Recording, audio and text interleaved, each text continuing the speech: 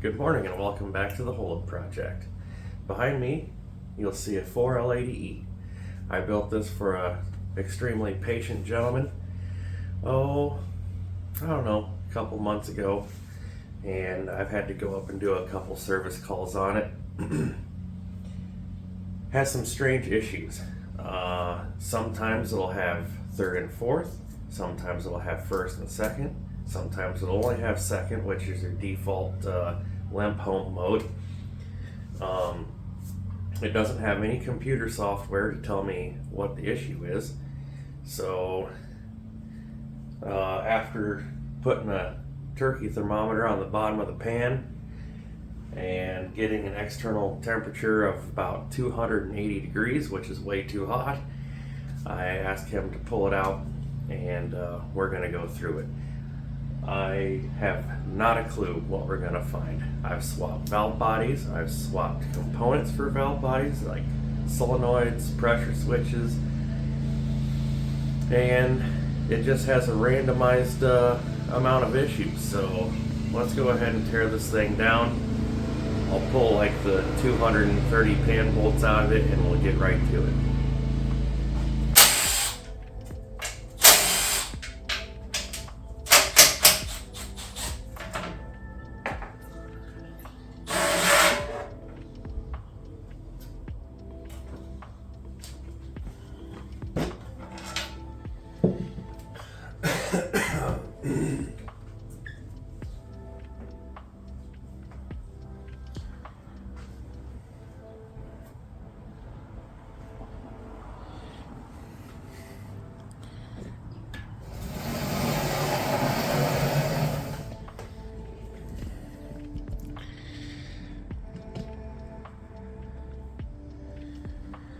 All right, at first glance, we see a little bit of schmutz in the bottom of the pan.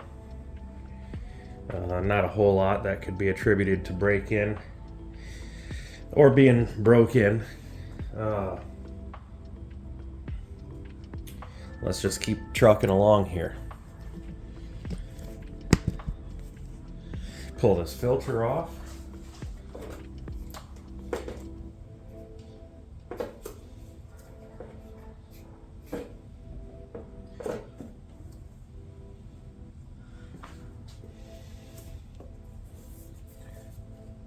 Don't see any cracks in the pickup tube. Let me get the wires off here.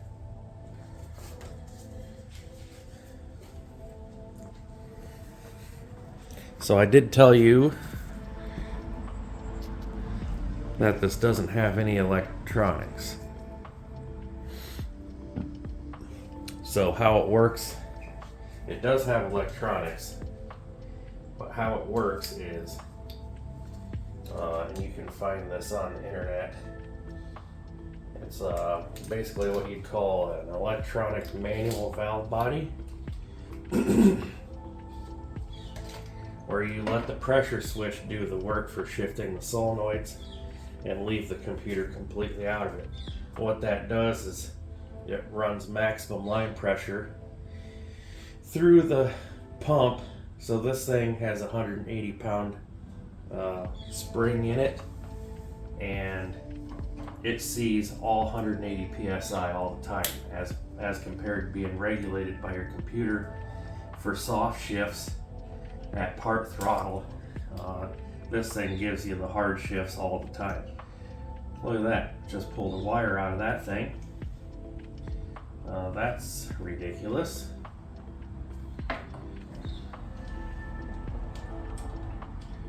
So evidently that solder joint and that solder joint didn't like the ATF.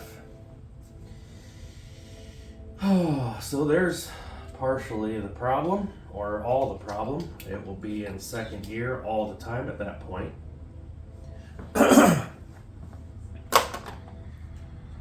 Evidently that thing got hot enough to melt the solder joints. Hot enough to melt the solder joints and swelled that connector. I'm not thrilled there.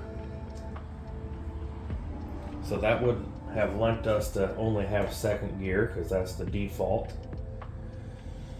Oh, yeah.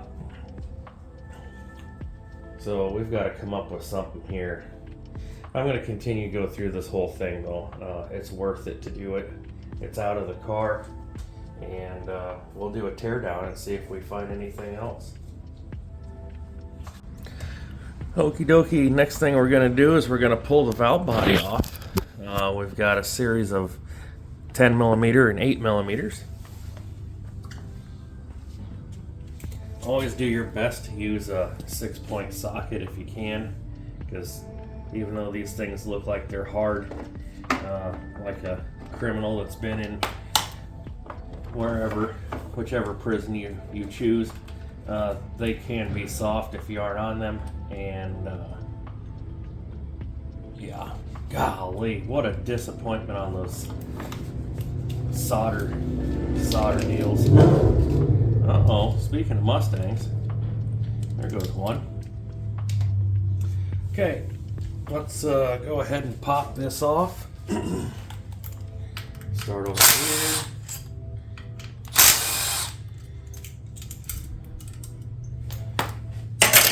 Oh. Okay, take the rear feed tube out, wiggle that baby. Wipe our hands.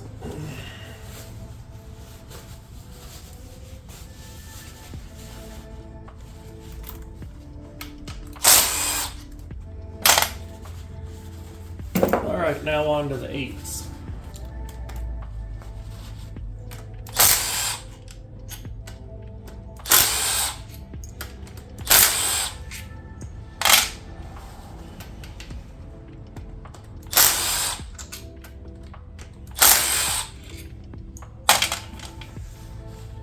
All right, I'm gonna flip this on its back so the valve body doesn't fall off and hit me in the head. Ouch.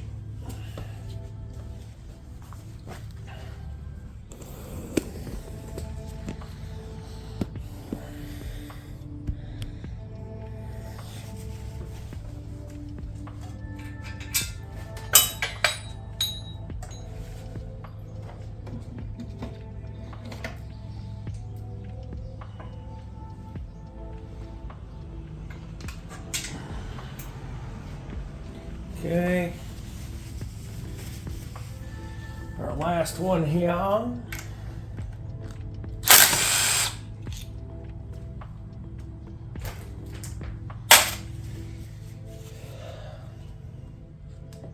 Pop the old valve body off, put it in our pan.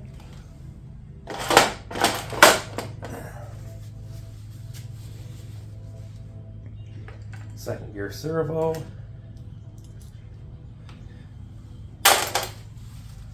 Or I should say second gear band.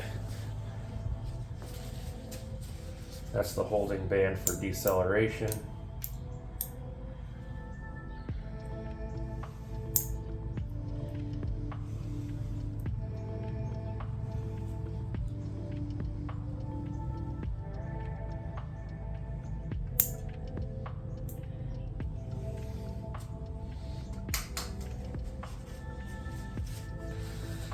Okay, next thing we're going to do is we're going to check our rear play, our rear clearance, and our front. Always a good habit to get into when you're tearing something down. Just need a dial indicator.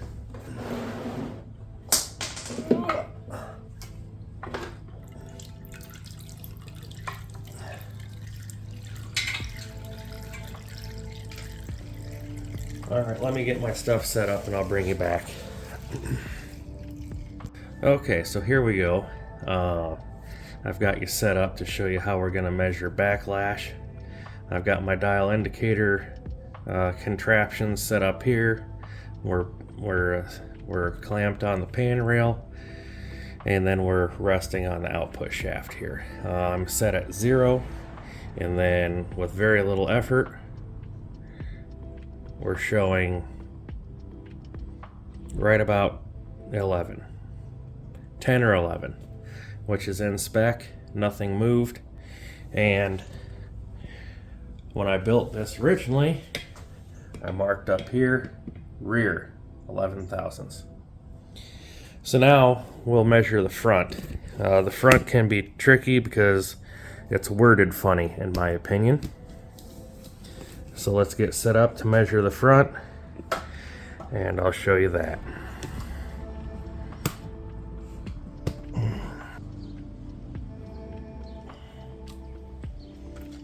All right, get clamped up here.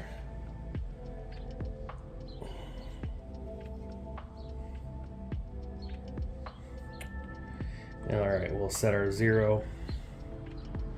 Doesn't have to be 0, it can be any number, but 0 normally works pretty good. Okay, now I'm going to pull up on the input shaft here. The first notch will be the clearance between the snap ring and the coast clutch or hub, and then the second is what you're going to record. So what we've got is there's 16 thousandths, and then our second pull from 16 to 47. So 16 to 47 if we wanted to. Well,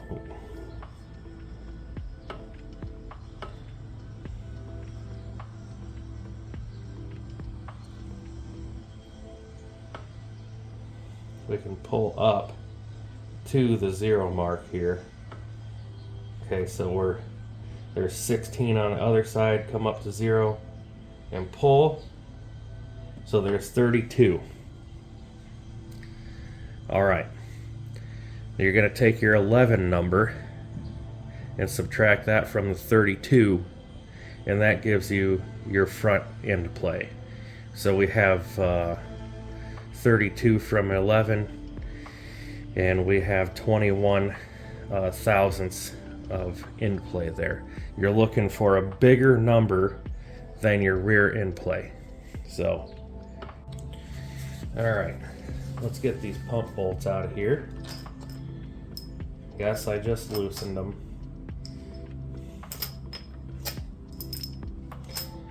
Okay, we'll pop those. Set those down there on my exterior bolt bin.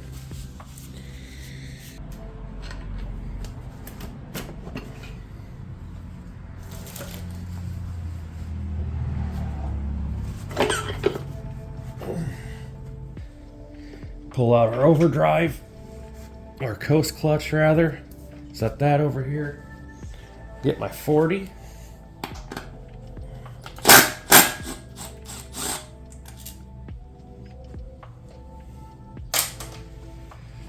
Okay, now we can pull out our overdrive clutch basket.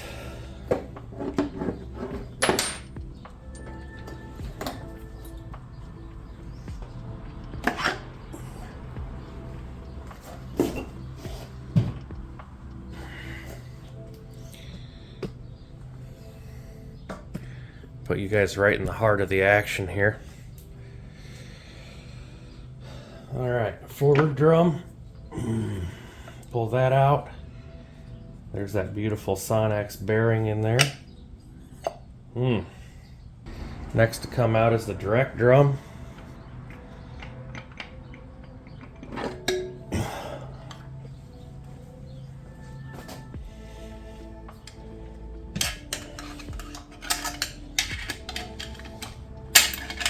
All right, we can pull the second gear clutches out, or intermediate clutches.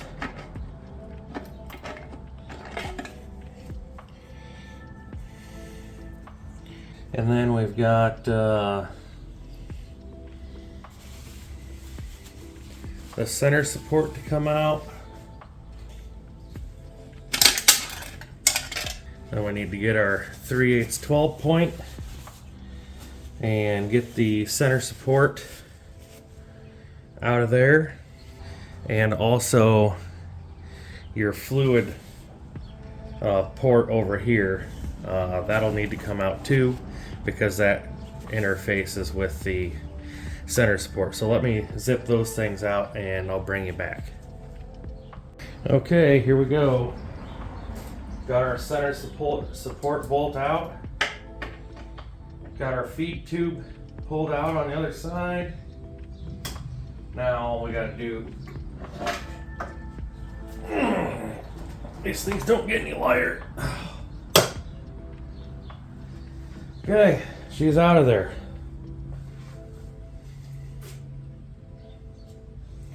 Roller bearing still back there. Now we just got to go through this thing, and now we just got to go through each individual component, see if we find something funny.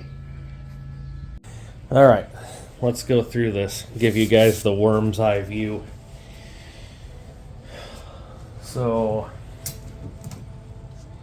this is second gear. Let go of my finger, poked a hole in the glove. Okay.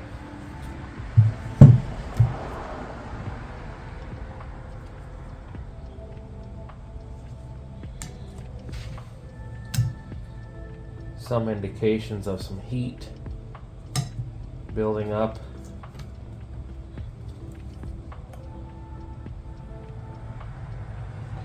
So we'll put a new clutch set and steels in there.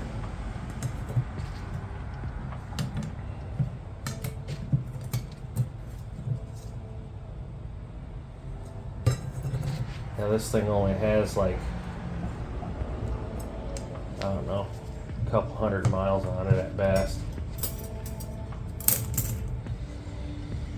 So we'll have to look to see why that was happening. And it could be because he drove it like 50, 60 miles in second gear just to get home, which I felt kind of bad about, that he had to do that.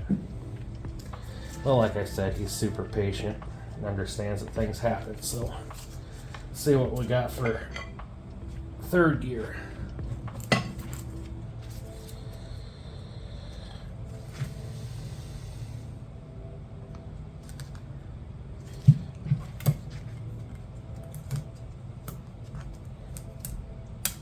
These are all looking pretty good. No indications of hot spotting there.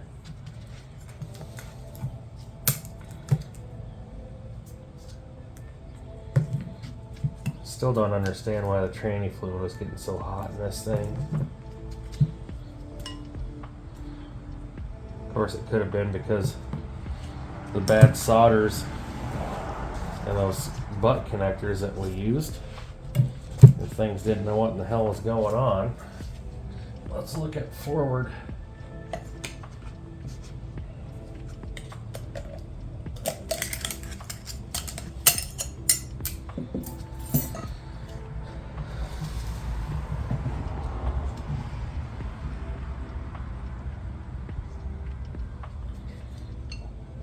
Rollerized hub. Boy, is that nice.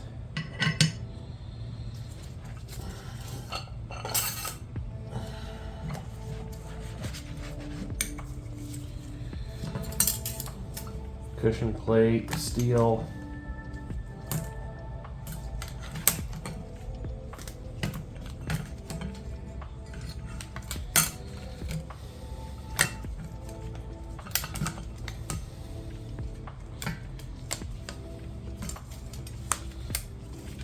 That one looks excellent.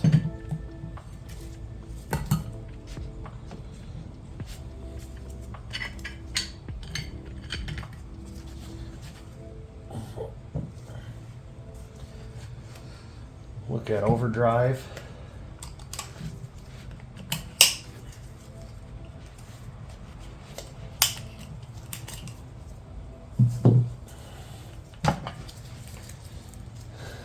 Overdrive looks beautiful.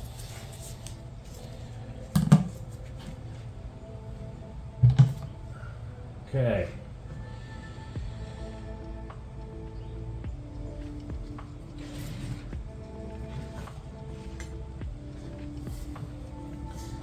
this sprag back here.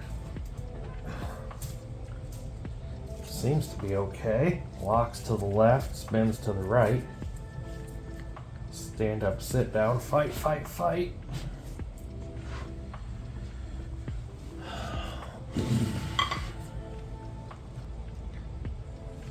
Okay. Don't know how I feel about these Teflon rings on the center support. I might switch those back out to the plastic. Check for wear on the inside of that drum, which looks good to me.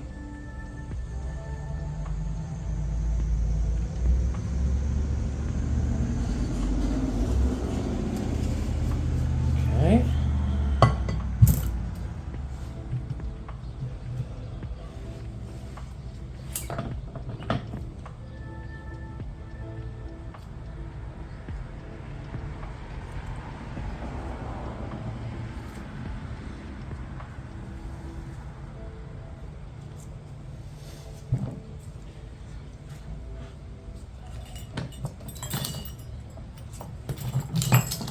See if any of these other components are beat up or anything.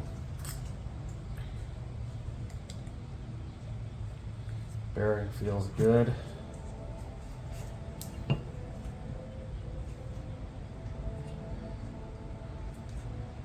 Those are all okay still. Bushing looks like it's wearing fine.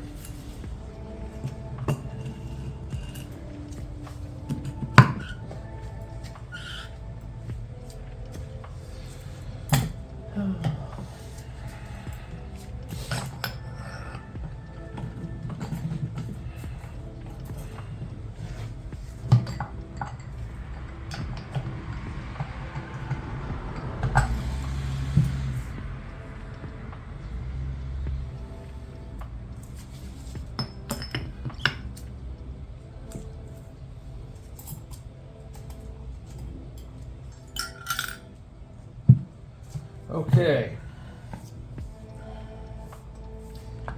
And now all that looks good. So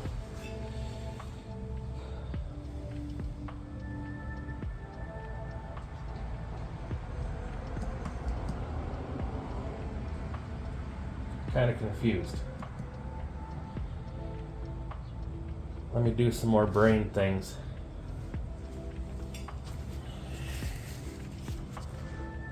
Alright, so after removing the gear set and separating the pump halves, this is what we found. That inner gear was chewing away on this surface here. And it rides in this surface here, creating quite a gouge. Also, another point that we found was that pump bushing was brand new. It's supposed to be bronze, and we can see that it's quite tore up. So not sure what that's all about, but I'd say that the converter on this one was the culprit.